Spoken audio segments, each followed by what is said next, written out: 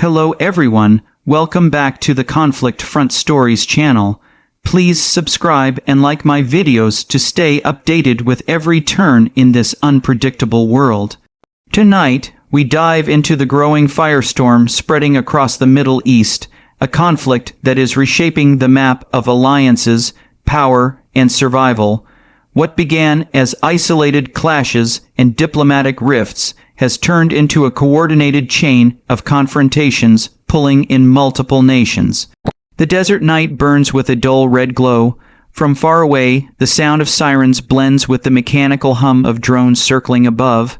Dust covers the streets as people run for cover, their faces lit by the flashes of explosions in the distance. The air carries both fear and defiance. Amid the chaos, governments across the region issue statements that contradict each other, each claiming defense, each accusing the other of provocation. Inside a news studio, the anchor looks directly into the camera. His tone is steady, though the urgency is clear. He begins, "This is not a local conflict anymore. This is a regional crisis with consequences far beyond its borders." Analysts gathered around the table study maps covered with red lines stretching from the Persian Gulf to the Mediterranean. Intelligence reports show simultaneous military alerts, mobilization of defense systems, and renewed hostilities along old fault lines. The discussion is sharp, layered with both technical precision and political caution. On the ground, Israeli sirens wail through the night. The Iron Dome system lights up the sky with white trails as it intercepts incoming rockets. Reporters crouch behind sandbags, broadcasting live as each explosion echoes like thunder across the hills. Civilians huddle in shelters, scrolling through phones for updates that change every minute. The military confirms multiple engagements and urges the public to stay calm, but tension is written on every face. In Tehran, government officials hold a press briefing, their words carefully chosen. They speak of defense, deterrence, and regional balance. Behind them, images of military parades flash on large screens, showing long-range missiles and rows of drones. In Cairo, Egyptian leaders meet with top defense officials, reviewing border security plans and diplomatic channels.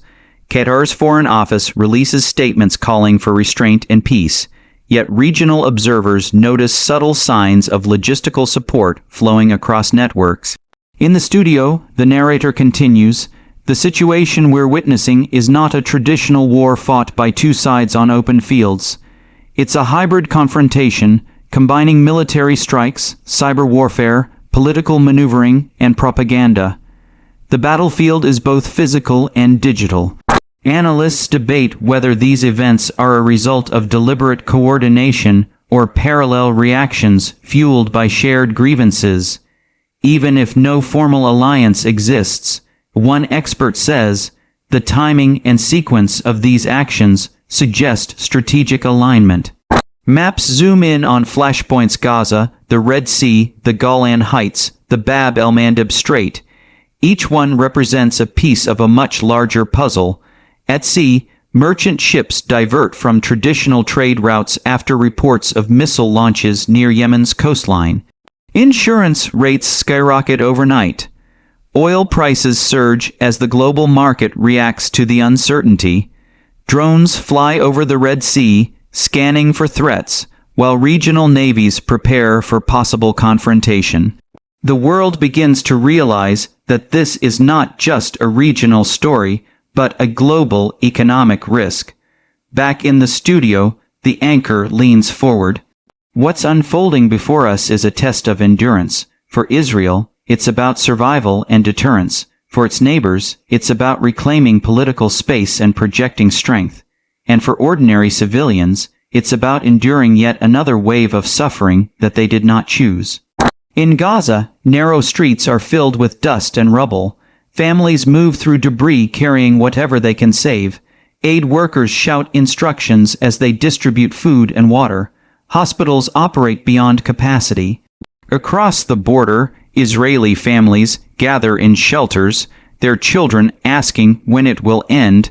The sound of explosions is followed by moments of heavy silence, broken only by the distant hum of jets. Diplomats rush to the United Nations. Inside the hall, representatives argue over terminology: who started what, who crossed the line, who should stop first. Outside the chamber, exhausted journalists type headlines that will define global opinion for days.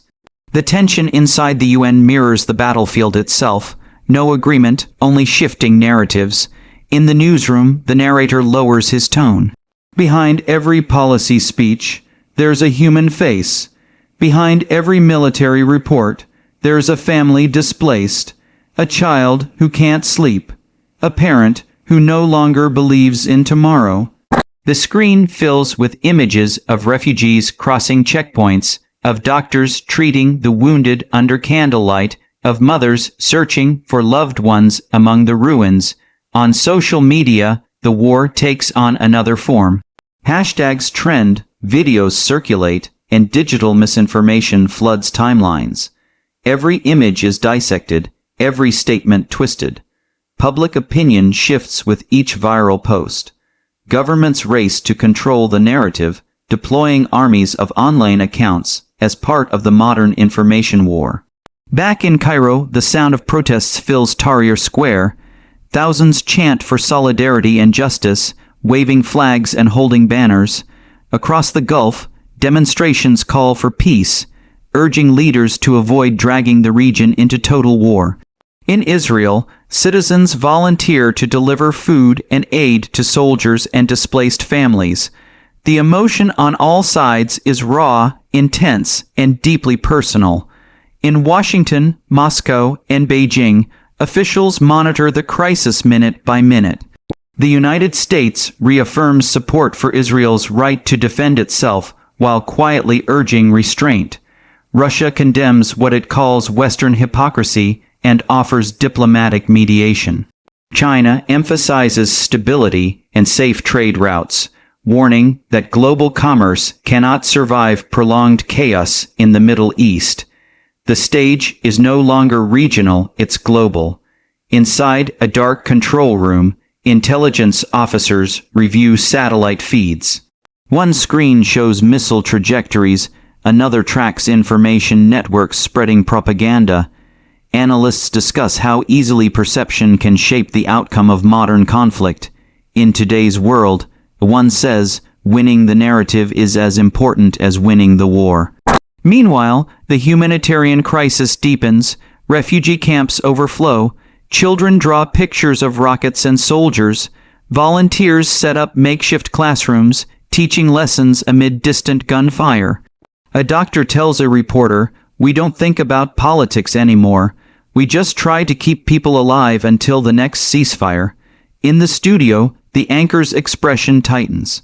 This is the hidden cost of every war, not in the strategies or the statements, but in the exhaustion of those who live through it. Across the Mediterranean, naval ships patrol in formation.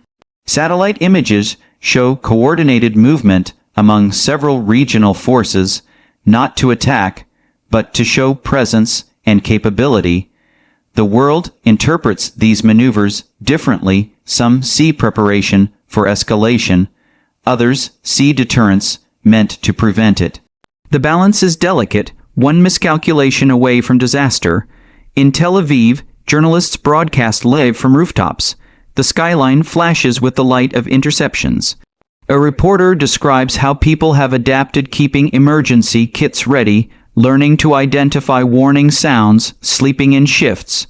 The resilience is extraordinary, but so is the fatigue. This has become part of our lives, one resident says. We celebrate survival, not peace. In Doha, Qatari officials host urgent consultations. Their message is consistent: de-escalation and dialogue.